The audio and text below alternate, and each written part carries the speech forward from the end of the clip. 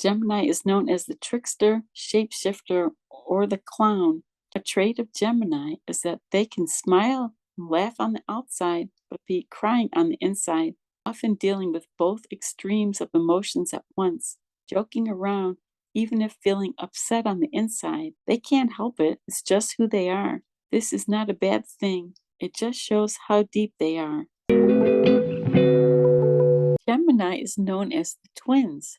Their positive traits can be witty, funny, intelligent, and they're highly social, although sometimes they get a bad rap for their negative traits.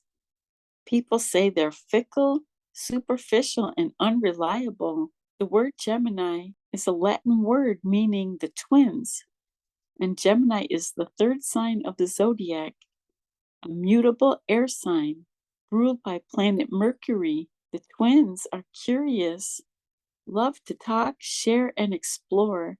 They're always learning new things, and they love to meet new people and share what they've learned. And planet Mercury rules the mind, thinking and learning. Gemini and Mercury signifies quick movements and talking fast in a very graceful kind of way.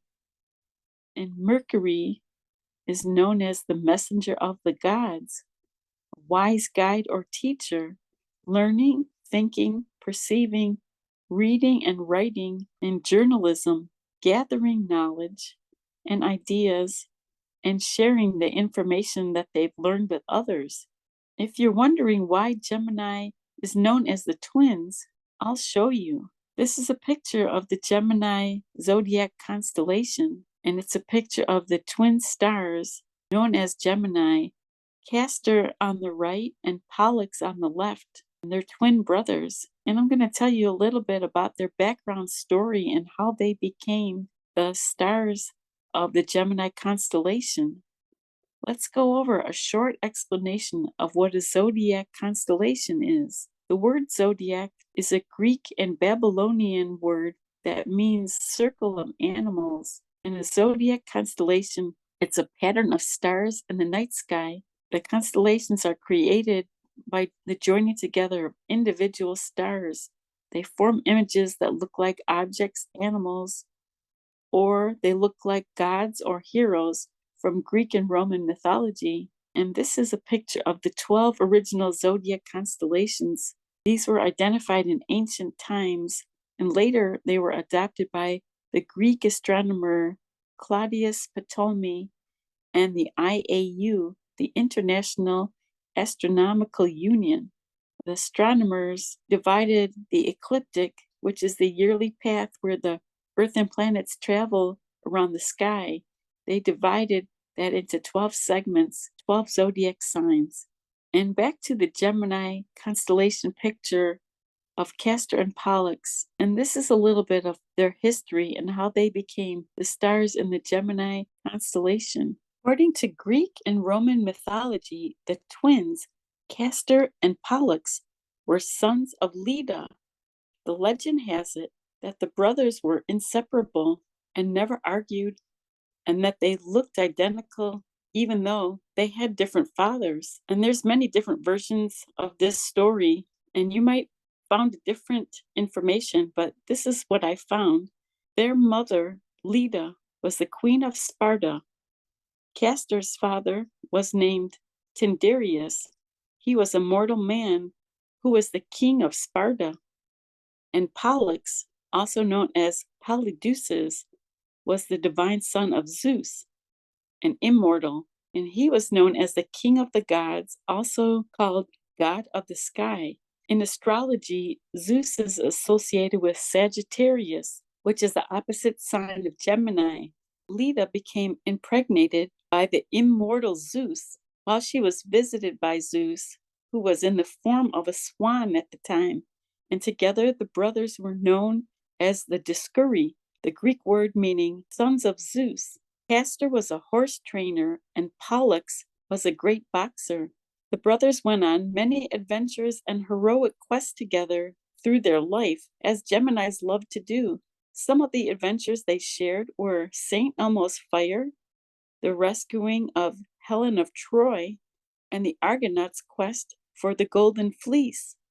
The twins were known as the patron gods or guardian angels for sailors at sea, and Gemini is also associated with sailors. The twins were associated with two rival brothers who were also another set of twins. And the legend has it that they both fell for the same ladies and they fought for them. And Castor was killed in the battle. And after Castor died, Pollux could not live without his brother, and he begged Zeus to let him share his immortality with Castor. And he was even willing to give up his own mortality to be with his brother. After a long time, Zeus eventually agreed and placed him in heaven to live on as an immortal star together with his brother. And that's how the Gemini constellation came into existence. The word Gemini is Latin for the twins. The Gemini constellation lies between Taurus and Cancer in the northern hemisphere, north of the equator. Around February 1st is when Gemini reaches the highest point in the sky. The two brightest stars of Gemini, Castor, the Alpha Geminorum, and Pollux, the Beta Geminorum, represent the twins' heads. The rest of the Gemini constellation can be connected from the northwest to the southwest to form the bodies and the limbs of the two figures of the Gemini constellation. Pollux is 36 light years away from Earth. Castor is made up of 6 separate stars, and when viewed by a telescope, it looks like the 2 stars with a third star close by. These are actually 3 sets of double stars to equal 6. This represents the Gemini theme of duality, hence the name the twins. Doubles, or in this case, multiples. The Gemini constellation also consists of multiple other stars and can be best seen from Earth from December through March, around 9 or 10 o'clock at night, and it's most visible during mid-February. The Gemini meteors, which radiate from an area near Castor, reach their peak between December 12th and 14th. For thousands of years, sailors have used the Gemini constellation to navigate and find their way. Gemini is associated with good luck for sailors. The Gemini glyph is 2 lines that are connecting to each other, and this signifies connecting the earth to the spiritual realm. It also signifies connecting men with women, and signifies the duality, which is the twins. It also means polarity, or yin and yang, and it also means doubles or multiples. The Gemini archetype of duality differs in different places of the world. In Greece, it was the goats, and in Arabia was the peacocks. Gemini is an air sign, and they must have variety and freedom to move around like air. And they have a youthfulness about them, no matter what their age. A little bit about Gemini personality traits. They have an ability to communicate and convey information clearly. They have the ability to create a space for people to communicate and share their views without judgment.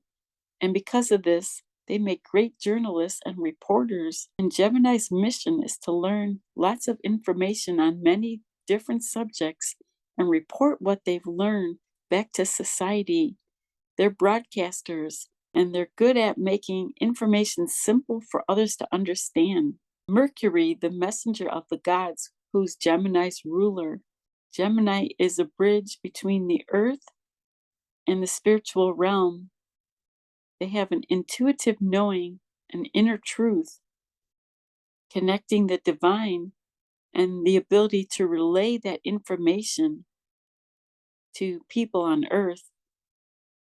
And butterflies and dragonflies are also ruled by Mercury, Gemini, and butterflies are messengers. Butterflies and dragonflies are messengers from the spirit world. Mercury also rules the lower mind, or the monkey mind, which is the overthinking that sometimes Geminis They think so much, they have so many things on their mind at once. And Gemini's strengths, they're highly adaptable, flexible, curious, open, and highly intelligent, going deep into the knowledge of something and communicating what they find out with others. They're great multitaskers and have the ability, the gift of speech, the ability to make great speeches. They're funny, witty, charming, and they know just how to get their point across. Their shadow side, why do Geminis often get a bad rap of being superficial, fickle, scattered, and unreliable? They're considered the most misunderstood sign because of their duality. They have two sides to them. They often come across as fickle, but they're very open minded and they often see both sides of things without judgment, and they're non discriminatory. People see the duality of them having two sides, or them being fickle and not making a decision. Gemini, often seen as being superficial. Gemini is curious, loves to socialize and meet new people. Their curious nature and drive to meet new people is what motivates them. And all they need is to be meeting new people. And as an archetype, Gemini doesn't need to go too deep. That's why they're seen as superficial. They're more logical than emotional because Gemini's an air sign. They don't need to go deep. Now, keep in mind, this is an archetype to describe the Gemini, and we all have different variations. They're known for keeping things on a surface level, and they're often seen by others as superficial for that reason. As Gemini sees it, they like to keep things light, airy, and fun, and they don't like to make anyone feel uncomfortable or put them on the spot. So they like to keep things light, and they have a special way of creating space for people, which encourages them to communicate and share their views without being judged. Why are they seen as fickle? Well, they're non judgmental, seeing that there's two or more sides or viewpoints in many situations and accepting people as they are. They thrive on variety and they're often pulled in many directions at once. Not the most sensitive sign, light and airy approach, and they're more logical than emotional. They can excuse certain behaviors since they can often see things from many perspectives, and for this reason, people see them as fickle. Why do people think Gemini is scattered and unreliable? They're an air sign. They're highly adaptable to their environment. They can change their minds easily upon receiving new information, and for that reason, they can be seen as scattered or unreliable. They're great starters. They might not always have the ability to finish because they're always picking up on new information and new ideas, and they get excited for new ideas, and then they can become scattered. Gemini is also known as the jack of all trades and the master at none. Their opposite sign, Sagittarius, is great at mastering just one subject, where Gemini learns many things on many different subjects and is a great multitasker with many tools in their toolbox. They're skilled in many areas. They have such a wide focus, they sometimes tend to scatter their energy. They can easily get distracted and restless. They need grounding and to focus to feel stable and calm. And if Gemini can keep their hands busy, this can help to quiet the mind. Doing something like art, drawing, or painting, or working on various projects. Why is Gemini known as the trickster? Gemini is capable of hiding their true emotions at times so they can laugh out loud while crying on the inside. And Gemini is more of a mental than emotional sign, but sometimes they can get a glimpse of their emotions and not know how to deal with them. So they just feel them and they don't express them. And they're not trying to be tricky, they just are surprised by these emotions and they might even be embarrassed. So they just hold them in and They like to joke around and laugh because that distracts them from feeling those emotions. They're not really trying to be tricky. Why are Geminis called the chameleons? Geminis can blend into their environment. If they're at a rock concert, they love playing the part of someone who loves rock and roll, even if it's not naturally part of their nature. They enjoy going with the flow, blending with their environment like a chameleon. People often misunderstand this and see them as being insincere. A Gemini just loves to play a role, blend into their environment, loves to play the role as the imitator, and it's very natural to them.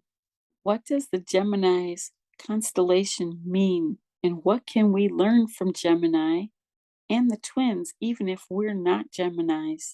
Duality nature of Gemini can show us that it's only natural to have a shadow side as well as a positive side. We can embrace and accept ourselves just as we are in a non-judgmental way.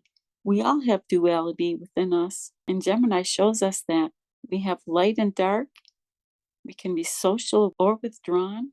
We can be harmonious or have discord, positive and negative. And the Gemini duality shows us that we are deep and that not everything is as it appears on the surface. The Gemini constellation duality shows us to embrace our positive and negative or challenging traits. Gemini never judges. And an important message and lesson that we can all learn from Gemini is to love and accept ourselves just as we are, and to know that we are just as worthy as anyone else.